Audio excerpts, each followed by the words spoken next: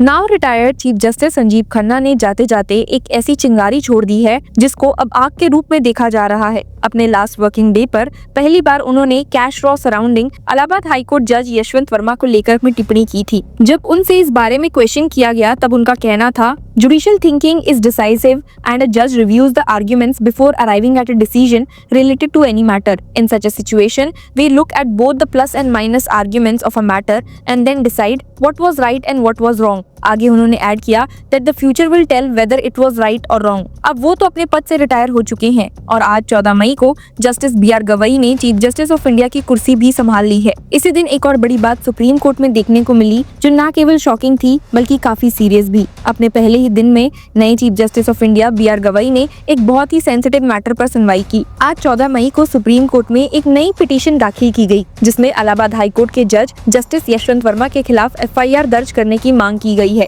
ये डिमांड एक controversial cash recovery incident से जुड़ी हुई है जिसमें एक बंगलो के स्टोर रूम में आग लगने के बाद large amount of unaccounted cash मिला है।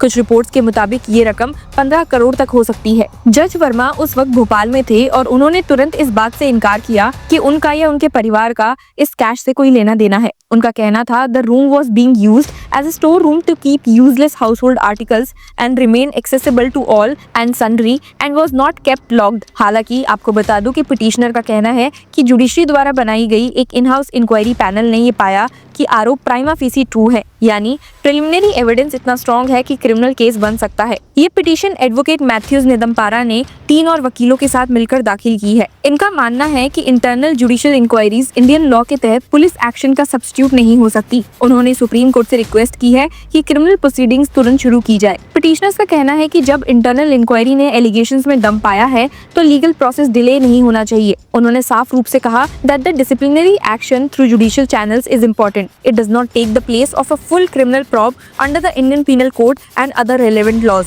पहले भी ये मैटर मार्च 2025 में सुप्रीम कोर्ट के सामने आया था, लेकिन तब कोर्ट ने इसे प्रीमेच्योर कहकर डिसमिस कर दिया था क्योंकि इंक्वायरी उस समय पूरी नहीं हुई थी। लेकिन अब जब पैनल ने रिपोर्ट सबमिट कर दी है, पिटीशनर्स का कहना है कि कोर्ट के पास इस बार एक्शन लेने का पूरा बेसिस है।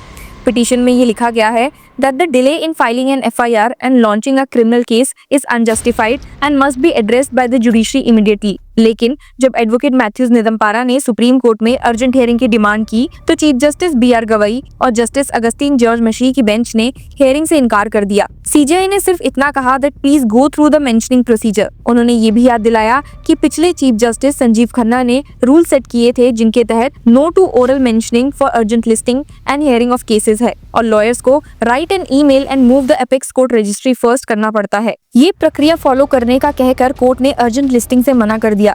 लेकिन पिटीशनर्स का कहना है कि जब इंटरनल इंक्वायरी ने एलिगेशंस को सीरियस बताया है तो क्रिमिनल जस्टिस सिस्टम को एक्टिवेट करना जरूरी है। They believe that legal action must now follow specially since the in house panel itself has confirmed that the allegations are credible. Petitioners चाहते हैं कि FIR तुरंत दर्ज हो और पुलिस इंक्वायरी शुरू हो जाए। आप सबको याद तो होगा ही कि इन हाउस पैनल की रिपोर्ट के बाद retired chief justice of India Sanjeev Khanna ने जस्टिस यशवंत वर्मा को रिजाइन करने की सलाह दी थी। हालांकि जब जस्टिस वर्मा ने रिजाइन करने से मना किया तो CJI wrote to president Droupadi Murmu and prime minister Narendra Modi regarding the matter. ये लेटर 8 मई को भेजा गया था जिसमें इंक्वायरी कमेटी की रिपोर्ट और जस्टिस वर्मा का रिस्पॉन्स भी शामिल था। रिपोर्ट में कहा गया था कि कैश रिकवरी के मामले में एलिगेशंस क्रेडिबल हैं। जस्टिस वर्मा पर ये एलिगेशंस तब लगे जब उनके दिल्ली बंगलो के एक स्टोर रूम में 14 मार्च को आग लगी। आग बुझाने के बाद वहां से फायर डिपार्टमेंट को कैश मिला जिसका कोई ऑफिशियल रिकॉर्ड नहीं था। ये क्लेम किया जा रहा है कि कैश केयरफुली पैक था और किसी अनऑफिशियल सोर्स से आया हुआ लगता था। जस्टिस वर्मा ने सब एलिगेशंस को डिनाई किया है और उनका कहना है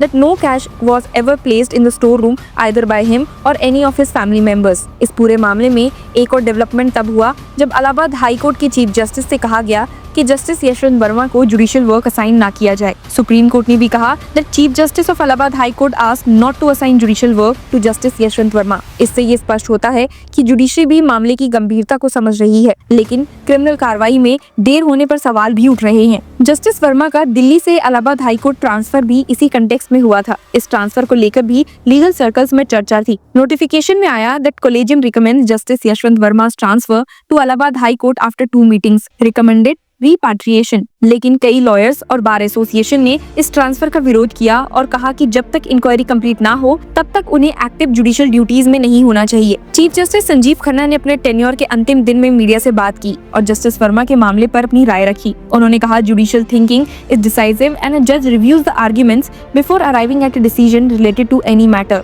इन such a situation we look at both the plus and minus arguments of the matter and then decide what was right and what was wrong. उनका कहना था that the future will tell whether he was right or wrong। उनका ये बयान इस बात को दर्शाता है कि जुडिशरी खुद भी इस मामले को लेकर कन्फ्लिक्टेड थी।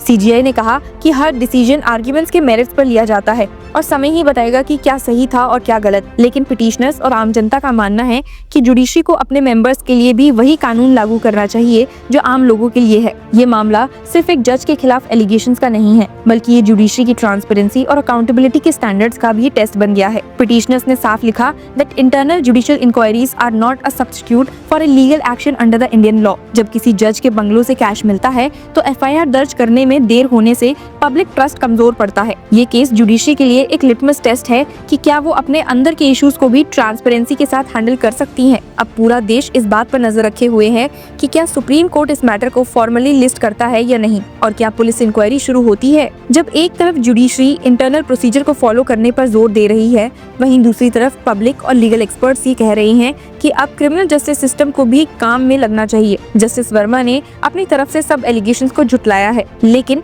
इंटरनल इंक्वायरी की फाइंडिंग्स और चीफ जस्टिस ऑफ इंडिया का रिस्पॉन्स ये दिखाता है कि मैटर सीरियस है। अगले कुछ हफ्तों में पता चलेगा कि इस पिटीशन पर सुप्रीम कोर्ट क्या रिस्पॉन्स देता है। तब तक ये मामला एक बड़े जुडिशियल इंटीग्रिटी की परीक्षा बन चुका है। आपको क्या लगता है कि नए चीफ जस्टिस ऑफ इंडिया इस मैटर को किस ओर ले जाएंगे? Share your views and keep following law Chakra. Hello law lovers and justice seekers, welcome to law Chakra. हम आपके लिए लेकर आए हैं कुछ बहुत ही exclusive. Introducing law Chakra prime membership, जो आपको देगा एक्सक्लूसिव एक्सेस लाइक नेवर, यानी कि फुल इनसाइडर एक्सेस, वो भी बस घर बैठे। यही नहीं, प्राइम मेंबर को मिलेगा access to exclusive interview session with renowned जजेस, लीगल एक्सपर्ट्स एंड लॉयर्स। ऐसे इनसाइट्स जो आपको कहीं और नहीं मिले।